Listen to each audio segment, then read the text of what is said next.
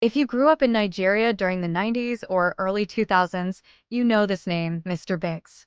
The smell of fresh meat pies, cold soft drinks, birthday parties with that famous red logo behind every photo. For a generation, it wasn't just a restaurant, it was a celebration. But today, many of those branches are gone. So, what really happened to Nigeria's first fast food empire? This is the rise and fall of Mr. Biggs. The story begins in the early 1980s. Back then, fast food in Nigeria didn't exist the way we know it today. But a British Nigerian company called UAC Foods, which already sold snacks and meat pies, saw an opportunity.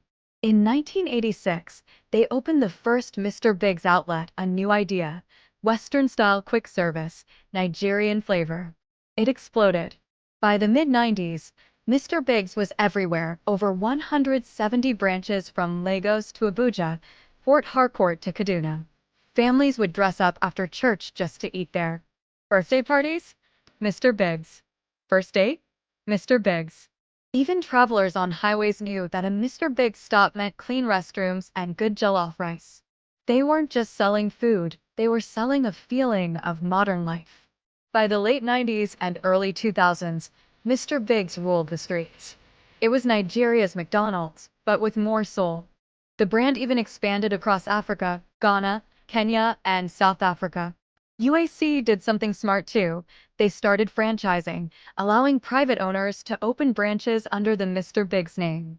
The money poured in. For a moment, it looked unstoppable. But then, the flavor began to fade.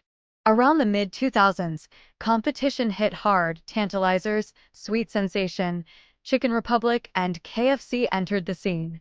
Mr. Biggs, once the king, began to feel old. Stores stopped getting proper upgrades. Food quality became inconsistent. And many franchises started cutting corners just to save costs. Meanwhile, the world was changing. Social media rose, youth tastes evolved, and modern branding became everything. But Mr. Biggs stayed the same. The red and yellow sign that once felt exciting started to feel forgotten.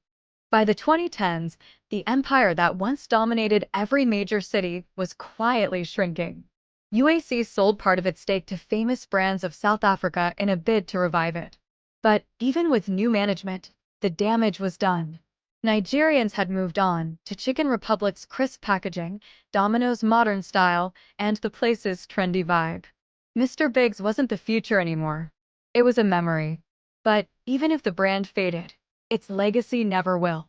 Mr. Biggs taught a generation of Nigerians what fast food could be. It inspired hundreds of copycats, and it fed millions of memories.